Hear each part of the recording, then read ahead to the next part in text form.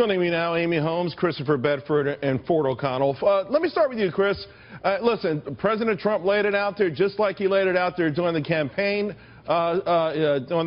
season, rather. Some people were hoping that maybe the inauguration would have more of an upbeat tone, but he was being realistic with the American people, perhaps something that D.C. is not accustomed to.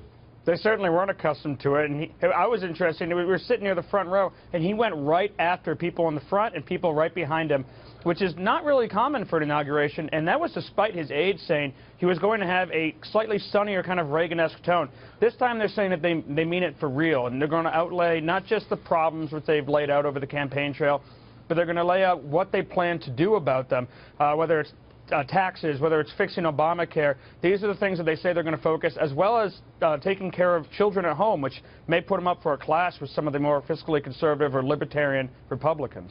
Well, we know, Amy, that tomorrow it's going to be extraordinarily important because President Trump also has to veer a little bit to selling these solutions because he's unorthodox. He's doing some things, to Chris's point, that some traditional conservatives are going to frown upon. He's doing some things that the Democrats aren't going to want to see happen, but he's rejiggering the whole way the thing works because it hasn't worked. Right, and when he's addressing Congress, he also needs to put some meat on those bones. How much meat, though? I mean, they're coming up with what they call the skinny budget, and they're not going to give us everything, but more details than we've been getting. More details, and that is the challenge, of course, for these types of addresses to Congress, that they want enough of a roadmap, of a structure of where he's headed, what his agenda is, but they don't want to be told what to do. They don't want to be micromanaged. We've already heard from Sean Spicer, his press secretary, that they intend to talk about where they've been and where they're going. I think the CPAC speech did give us a bit of a preview, particularly when President Trump said that the core conviction of his movement is America first. And you also heard the president talk about the forgotten man and the forgotten woman. I think you're going to hear those themes. But again, they've already said that they plan, at least tomorrow, to lay out their agenda in terms of tax policy, Obamacare, infrastructure. But again, that audience, and his audience is also all of America, but that audience there in the chamber, they're also going to want to hear some specifics. Well, of course, Ford, he's met with GOP leadership several times. He had governors at Capitol, at White House today. I think what Amy is talking about, I think that is central. The idea that, hey, this is a new form of conservatism. The focus is on the American worker. The way we get there is through America first. And almost every single thing, I think all roads have to lead back to that theme. Well, look, I've never been one to mince my words, so there's no need to start now. I'm going to lay it out for you right now. This will be one of the most important speeches of the Trump presidency. He has to instill in Congress the will to govern and to get things done, and that's not easy in a partisan, broken town like Washington, D.C. And no matter what he says, the Democrats are going to hem and haw. The question is going to be, does he connect with the American people with respect to his agenda, and they in turn light a fire under the backside of Congress to do the people's business? Because remember, if we look at that Harvard-Harris poll, 73% of voters say they want Democrats to work with President Trump. The key to Trump is to make sure that the American people know he has their best interests at heart. Amy? And just to give you a little bit of, process, I know that gets a little boring, but I used to write State of the Senate speeches for Bill Frist when he was Senate Majority Leader. He'd deliver it the day after the State of the Union. And I can tell you that part of that process, and I would imagine the White House has been going through it the past few days, is actually working with congressional leaders to discuss what should go in this address tomorrow. He also will have been consulting, I believe, if he's following the process, that he would have been consulting his cabinet members as well. What is their agenda, what are their priorities, and how does he need to address it to get it done? The hardest thing about these speeches, and I think we've been touching on it, is to make it thematic, make it hang together. Everything in the kitchen sink is so difficult. What are going to be the takeaways for the American people? America first, and as President Trump said at CPAC, that he wants the GOP to become the party of the worker.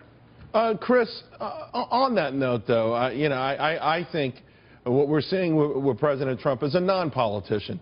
And I think he's someone who's shown that he's willing to listen to everyone. He's invited everyone to the White House, and everyone's been grateful for that. But ultimately, he knows he's got to take this thing by the scruff of the neck because everyone's got different opinions. It's not even about bipartisanship. It's within the party, even within the Republican Party, a lot of confusion, and everyone wants it their way. He's got to go in there and kick this thing and say, no, it can only be one way if it's going to be successful.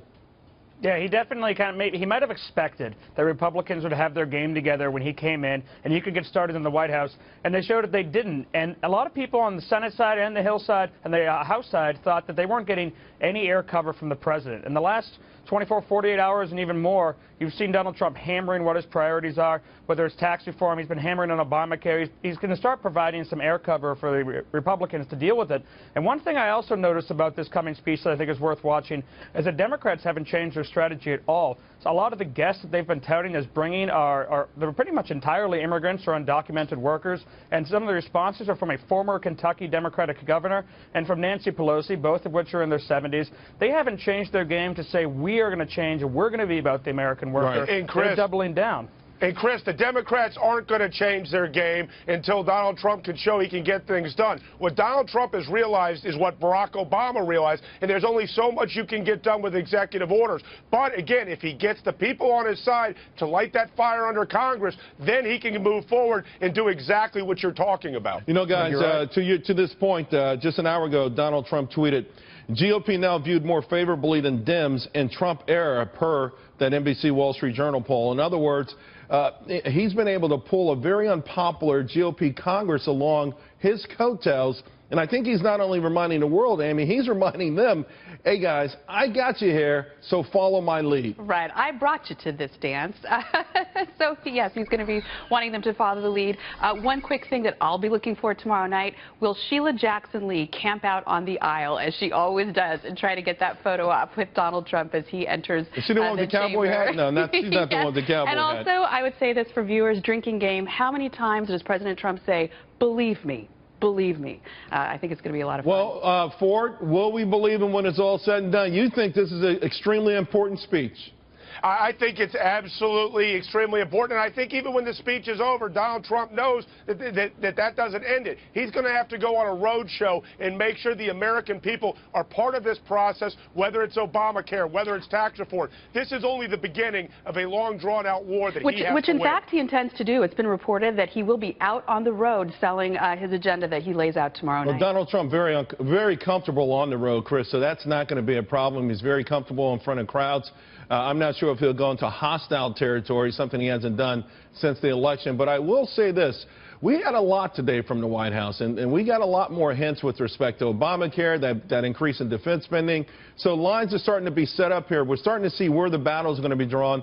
And it's going to take a sort of gut check, I think, from the Republican side that we haven't seen in a long time. But they asked for this job, and they've gotten it. Yeah, and we're going to have to see where the fiscal conservatives, where Paul Ryan and them stand. Trump has come a little bit towards some of the House Republicans, the more fiscally conservative.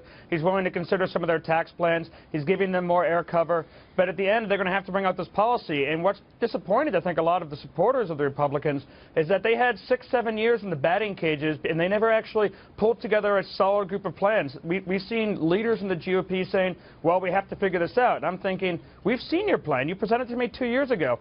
So they have to both work, and Donald Trump will need to sell it to the American people while the Republicans do the dirty work on the Hill.